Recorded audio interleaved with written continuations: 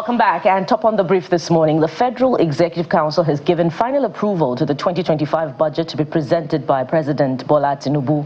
Speaking to State House correspondents shortly after the FEC meeting chaired by President Tinubu at the Presidential Villa, the Minister of Budget and Economic Planning, Atiku Bagudu, said the total 2025 expenditure is projected at 47 trillion naira, 960 billion naira, which is an increase of 36.8% from the 2024 estimate. And very shocking scenes coming courtesy of the Economic and Financial Crimes Commission, EFCC, as it announced a landmark arrest of a total of 792 suspects for offenses bordering on cryptocurrency investment fraud and romance scam. The Director of Public Affairs of the EFCC, Mr. Wilson Owujaren, who briefed journalists at the Commission's office, said the suspects were apprehended in a surprise operation at their alleged hideout, a 7-story building known as Big Leaf Building in the Victoria Island area of Lagos. And in business news, the National Bureau of Statistics says Nigeria's headline inflation rate rose to 34.60% in November 2024 from 33.88% in October 2024. The November inflation rate showed an increase of 0.72 percentage points compared with the October 2024 inflation rate. And that's according to MBS's latest Consumer Price Index report, which measures the rate of change in prices of goods and services. Well, outside the country, rescuers face a race against time to reach survivors after a devastating cyclone tore through French Indian Ocean territory of Mayotte, destroying homes across the islands with hundreds feared dead. The cyclone has left health services in tatters, with the hospital extremely damaged and health centers knocked out of operation, that's according to the health minister. And in sports, cheering news as Ademola Lookman crowned 2024 CAF Player of the Year. And Ademola has been crowned, yes, at the historic event that confirms his status as one of the best players in the world in the current calendar year. His win means the award remains in Nigeria after teammate Victor Osimhen won it last year. Meanwhile, Super Falcons' Chiamaka Nnadozie has once again been crowned the CAF Women's Goalkeeper of the Year for 2024, winning the award for the second successive year after her victory last year. Impressive. The women never disappoint, Kadi. And speaking of women never disappointing, Funke Akindele's Everybody Loves Jennifer has broken the record for Nollywood's highest grossing one-day performance, as well as the biggest opening weekend of all time. In an announcement by film distributors Film 1 NG, the film grossed a staggering 87.8 million naira on its first day and 206 million naira in its opening weekend. Impressive, right? Absolutely. Yeah. So women never disappoint, as you said. Never disappoint. We always represent. So what are some of the things that you're saying about the big stories this morning? Kadi, where do we start from? Naturally, the win by Nigerians yesterday. We talk about all the flags that we get here and there, but I don't think we talk about our wins enough. The fact that we have Nigerians doing the country proud, both home and what we call abroad. And of course, our sportsmen and women did not disappoint yesterday. A lot of us were anticipating that night, the CAF Awards. What would be the lot of our nominees for the men's and women's categories? Well, we're happy to tell you, just in case you have not heard yet, that Ademola Lookman is the best footballer in Africa and one of the top footballers in the world. And I think that's naturally inevitable because of his performance, playing in Europe's big league, scoring hat tricks, just doing great stuff. So congratulations, Ademola Lookman. But he's not the only one. Congratulations to Chiamaka Nnadozie. Yeah. We're talking about women representing and never disappointing. They also represented well, by picking up the women's team of the year, the Super Falcons, and that is coming despite the challenges that they faced during the year, particularly during the games, at the Paris Olympics. So congratulations to the Super Falcons. We are super proud of you. I must say that we still have some sort of grouse against the awards. There are some awards we expected to come our way,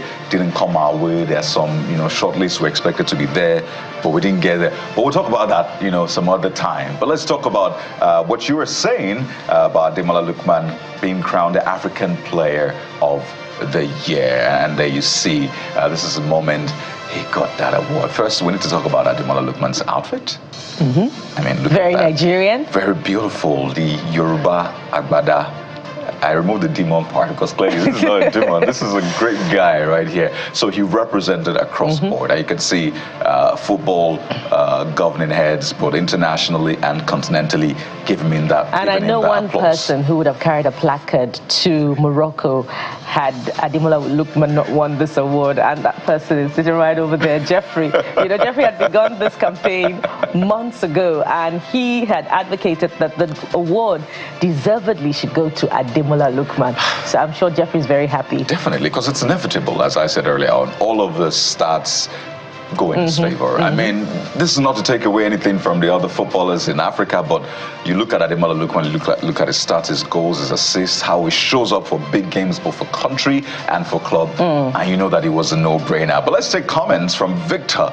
I imagine that this is not Victor Osimhen, but of course his teammates have been congratulating him. Victor says, well-deserved. He's been fantastic for his club and country. Congratulations, Lookman. And Candy Love is also profuse in his comment, and and they say incredible journey. Ademola Lookman's rise is a true testament to resilience and hard work. This next user, Bankole, says Ademola Lookman thanking the world in Yoruba. Our very own Omoluabi carrying Nigeria with pride. And Jerry also says, of course, we're bringing you that sound bite very soon, but Jerry says he's winning it back to back. Come this same time, December, he'll be crowned best in Africa again, 2025. I like that. No harm being a little twist. We're very miserly with our awards, right? Yes. We don't like them going outside. Because we keep it well. The Nigerian flag. Osimhen kept it very well, handed over to Lookman. But let's listen to what Lookman said right after winning that award. So take a listen. And the winner is Ademola Lookman.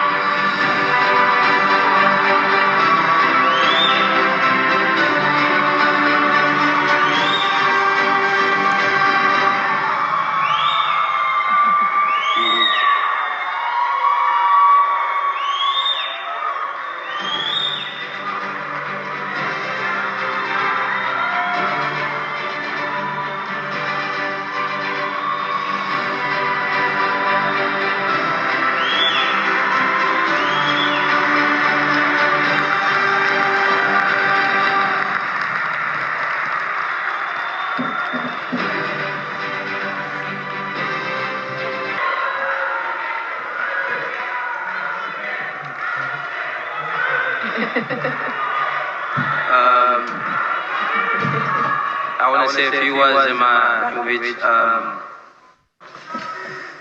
Ekale, Nigeria,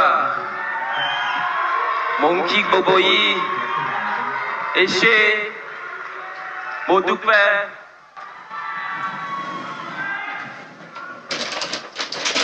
Firstly, I want to thank Almighty God for everything that He's been doing in my life and everything He's been blessing me with.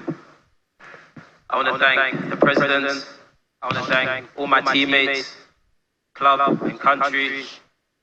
I want to thank them for their support and the love that they give me. This award today is a blessing to me, to my family, to my nation, and to be recognized as the best player in Africa.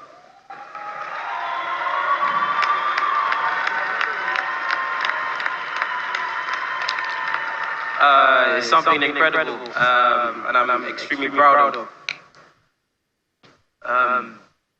Just over 4 years ago, I failed in front of the world, and fast forward 4 years, I'm the best player in Africa. I want to say to all the young children And people watching this, don't let your failures weigh you down, that they break your wings. But in fact, turn your pain into your power and continue to fly. God bless. Yeah. Talk about total representation. I mean, the humility in this speech, the inspiration in the speech, and, you know, the identification with your home country. Total representation. So this is what we should be arguing about. This is what we should be talking about. No. And I think it's also a pointer to the fact that, yeah, fix the police. Also, let's fix our sports system and make sure that we're able to replicate hundreds, thousands more Ademola Lookman, hundreds, thousands more Chiamaka Nnadozie, hundreds, thousands more Super Falcons, Super Eagles. That's also the conversation we should be having, right? But it would be remiss of us not to look at the whole perspective, all-encompassing, because all of the issues are interconnected in one way or the other. Absolutely, but this right here for me deserves my attention. Well, everything deserves our attention, Gadi. But that's not all. What else deserves our attention? It's how to fund the budget, looking away from oil revenue or, you know, the petrodollars. What are the non-oil sources that we can explore and exploit to ensure that we fund the budget and maybe someday look away from borrowing? So we have experts to weigh in on this issue, and you should be a part of it. So join us after this time out. We'll be right back.